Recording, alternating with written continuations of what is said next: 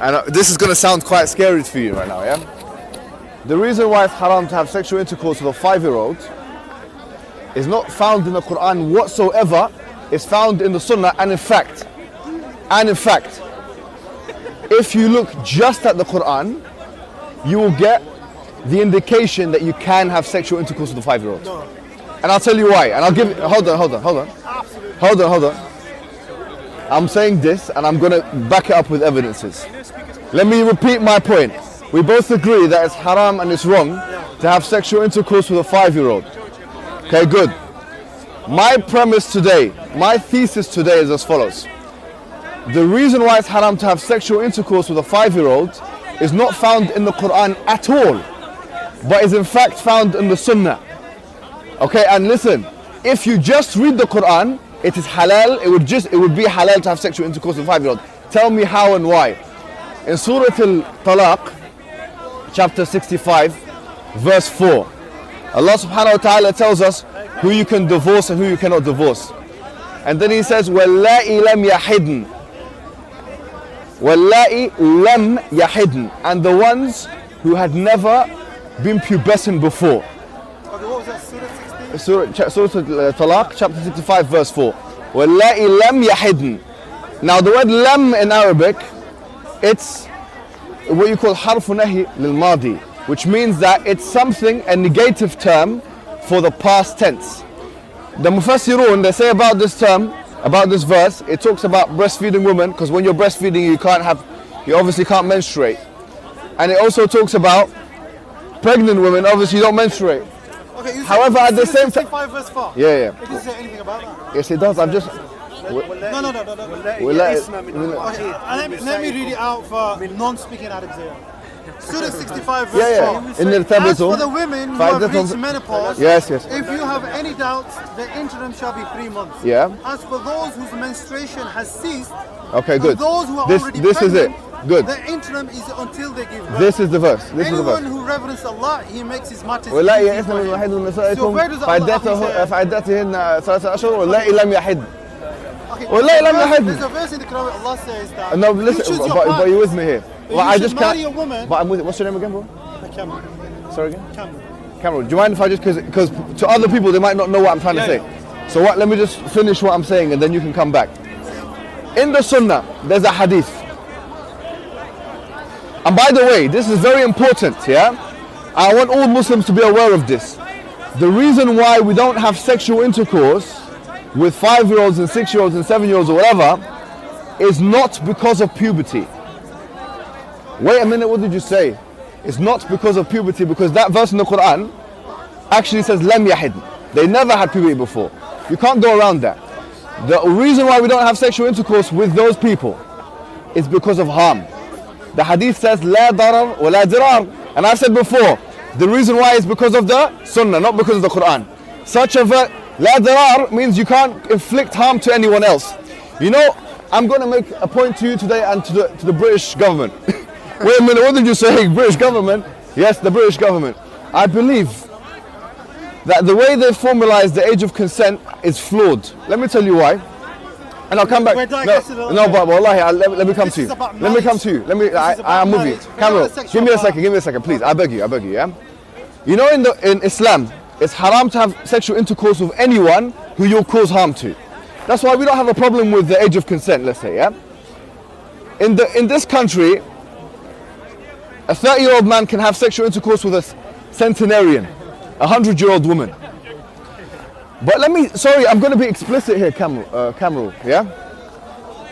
If a 30-year-old man has sexual intercourse with a 100-year-old woman, it's going to cause physical harm and psychological harm. The same two things, which is the reason why we don't have sexual intercourse with 8-year-olds and 9-year-olds and 10-year-olds in this country. So if that's the case, they should make it illegal for a 30-year-old to have sex with a 100-year-old, just as they made it illegal for under 16s to be having sexual intercourse with over 16s. Now the point is this, Islam, why does it stop certain marriages from taking place? It only stops it on the basis of harm. And that is a case-by-case reality. If somebody, for example, as I've just mentioned, is 30 years old, and he's having sexual intercourse with a woman that's 100 years old who's got a hip replacement surgery, that's actually haram. That marriage should not be allowed to take place in Islam. I would actually urge the British government to take this Islamic principle on board, because actually exploitation, both physical and psychological, can take place if a 30-year-old man, fully vitalized, has sexual intercourse with a 100-year-old woman. Now the point is this: the Quran doesn't say anywhere in the Quran that the woman has to be pubescent. Why? Because you can have a 16-year-old. It's possible. You can have a 16-year-old pre-pubescent. It's possible. You can. In Islam, 15 is the max. But in this country, 16, it's conceivable to find a 16-year-old woman who's, for example, hasn't menstruated yet. It is conceivable, although it's very unlikely, right? The point is this: in the Islamic discourse, the reason why it's haram to have sexual intercourse with categories of people, whether it be a 100-year-old woman if you're 30, or a 5-year-old girl if you're 30, yeah, is because of the harm, both psychological and physical, that you'll be causing them. Now I dare you now, you're a Quran alone guy, I dare you to find one verse in the Quran where it says you're not allowed to marry someone based on harm, or you're not allowed to have sexual intercourse based on harm, or you're not allowed to marry someone based on puberty. If you do that, I will take my point back. It doesn't. So that makes it halal then. It makes it halal. So if you're a Quran alone, you're allowed to have sexual intercourse with 5-year-olds. Because it tells you who you should marry. It tells you who Where? you should Where marry. does it say that? Well, it's, Yeah, you're not allowed to marry your auntie, your mother, and that's I'm enough. not saying that. The criteria of what you should look for in a marriage. Go on, where does it say that? First and foremost, Allah says that a pure man for a pure woman. Okay, Meaning, fine. We're talking about belief. Okay. Your belief is how pure your belief. For example, Get me one verse in the Quran which says the woman has to be pubescent. No. One verse. Let me finish. The criteria for what marriage should be based on, not what it should. I want one verse in the Quran from the beginning of the book to the end of the book which says that she has to be pubescent. I've just said that. So okay, so that makes it halal from your perspective. No, it doesn't. From your perspective, it's halal. No, it doesn't. It doesn't. It does. Because the criteria for marriage is defined in the Quran. Where? What should be a marriage? Oh, in a and where does it say partner, and what should pubescent? be in a marriage in Where a does it say partner? puberty is not? Firstly and foremostly, she should have the same belief as you. How can a 5-year-old girl that doesn't know the difference between I don't agree with that. We both say it's haram. what belief is. Okay, fine. So why would I marry a No. 5-year-old? So the criteria is This doesn't make sense what you're saying. I want you to find me one thing in the Quran. The criteria Allah tells you what is for marriage, not what is not for marriage. Kamrul. You know in the Quran it says Hurumat alaykum Allah ummahatukum. says, It says you're not allowed to marry your mum. It says you're not allowed to marry your sister, your auntie. Where does it say you're not allowed to marry that believes the way that you believe. prepubescent? If you're a Shia, you marry a Shia. If you're a Sunni, then you look for a woman who believes in a Sunni. Listen, If I'm you're- not getting an answer here, my friend. I am, it's from the Quran. No, but you're not Allah getting does me a not tell you- direct verse in the Quran. I want a direct verse. I want a direct verse. You're telling me in Go the on. Quran, there is nowhere in the Quran where Allah says a pure man for a pure woman. No, I didn't say that. I didn't say that. Well, that's what That's a I'm straw trying man to- argument. No, it's not. I want a direct answer to my question here. I've just said the criteria for why we're not allowed to marry prepubescent, so let's say women that can't deal with it, For you mates. is harm. That comes from the Sunnah. Now, the only verse in the Quran is وَلَا تُلْقُوا بِأَيْدِيكُمْ إِلَى التَّهْلُكَةِ. Don't cause your own harm to your own self. But it doesn't say anything about causing harm to others. I'm looking for one verse in the Quran. That's talking jihad though. وَلَا تُلْقُوا بِأَيْدِيكُمْ إِلَى التَّهْلُكَةِ. I'm looking for one verse that you can say, you pinpoint it and say this is where it says prepubescent marriage or whatever is not allowed. It's only found in the Sunnah. It's only found in the Sunnah. Because that is an addition. That's the And problem now with the Quran No, alone. it's not. Because I give the answer for what is That's the criteria problem with for the Quran marriage. alone. The criteria for the marriage, what you look for your partner, is clearly defined in the Quran. That's not good enough for me. A 5-year-old cannot make a distinction in understanding No, what but that's belief your is. extrapolation. I'm saying get me a verse in the Quran. Direct verse. No, you can't get a direct verse. Okay, there you have it. can't marry a So you can marry a 5-year-old. That lays out a criteria of what you should look in a partner. Okay, do you The agree with partner me is that being a woman, okay, Kamrul, a- that's a done woman now. looking for a We'll man. move on. That's done. We'll move on. No, No you problem. have not done long. Okay, give me something. No, that's not. Give me you gotta- something. You gotta first admit what I'm saying. Acknowledge what it is that I'm saying. I know what you're saying. I Why do is that? acknowledge. Yes, I do acknowledge. Yeah, of course. Yes, So I do. The Of course. criteria in the Quran is defined. I like this guy. I like you, man. It's fine. I'm fine. Anyway, so I'll say, look.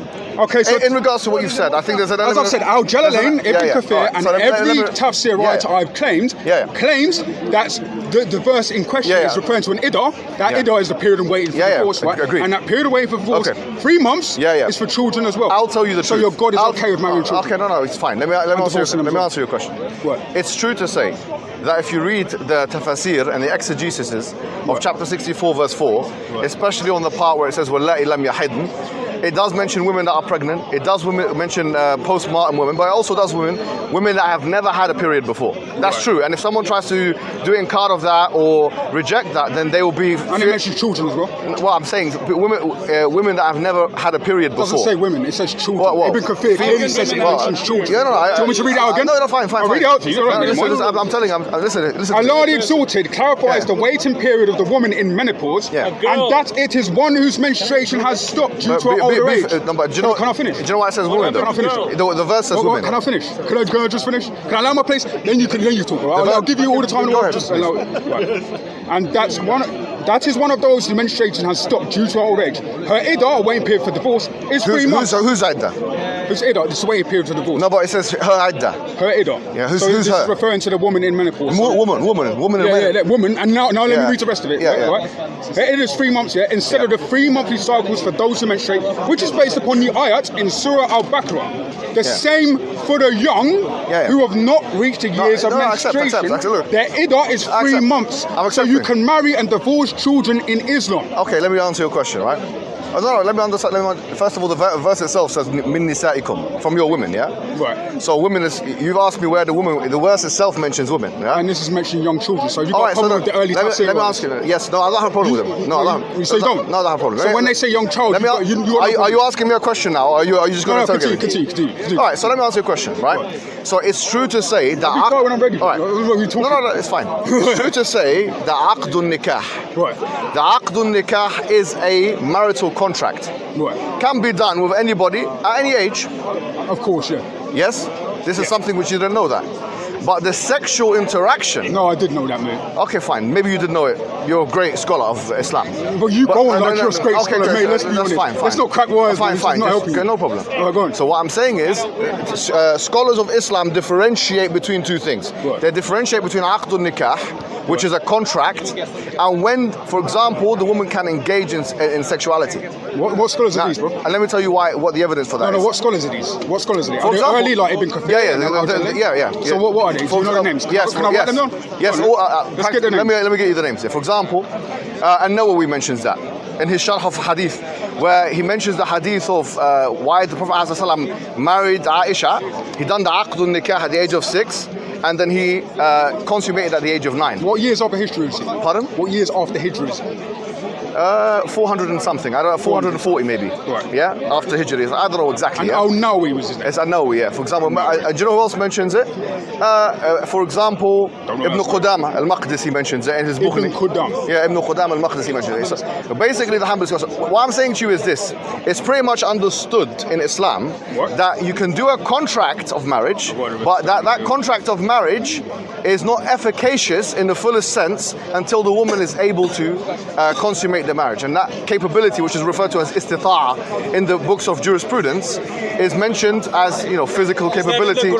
So let me explain. No, it's a good point. Hijab, you did say. Yeah, I know. Let me explain. If you read the Quran on its own, fine. You could literally marry a child. Accept. That was your word. Accept. So you could argue the point that it's most explicit in the hadith. Why can you argue the point that it's most explicit in the hadith? Right. Because it's only mentioned in the hadith. Let me tell you why it can be alluded to in the Quran, but it's mostly mentioned in the hadith. And this is going to sound quite scary for you right now, yeah? The reason why it's haram to have sexual intercourse with a 5-year-old is not found in the Quran whatsoever. It's found in the Sunnah, and in fact, if you look just at the Quran, you will get the indication that you can have sexual intercourse with a 5-year-old. And I'll tell you why. And I'll give hold on. I'm saying this, and I'm going to back it up with evidences. Let me repeat my point. We both agree that it's haram and it's wrong to have sexual intercourse with a 5-year-old. Okay, good.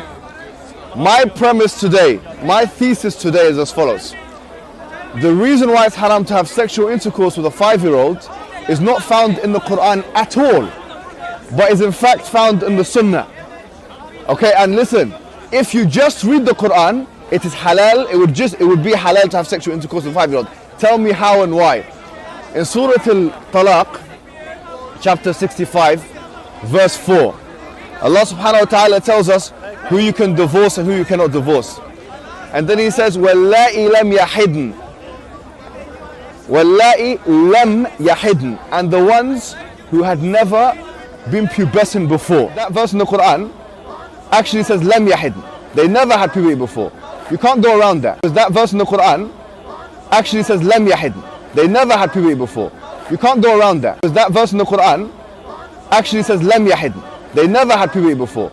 You can't go around that. That's a good point. Hijab, you did say I know. on camera I know. Let me explain. If you read the Quran on its own, fine. You could literally marry a child. Accept. That was your word. Accept. So you could argue the point that it's most explicit in the hadith. Why can you argue the point that it's most explicit in the hadith? Right. Because it's only mentioned in the hadith. Let me tell you why it can be alluded to in the Quran, but it's mostly mentioned in the hadith. Let me tell you why it can be alluded to in the Quran, but it's mostly mentioned in the hadith. Let me tell you why it can be alluded to in the Quran, but it's mostly mentioned in the hadith.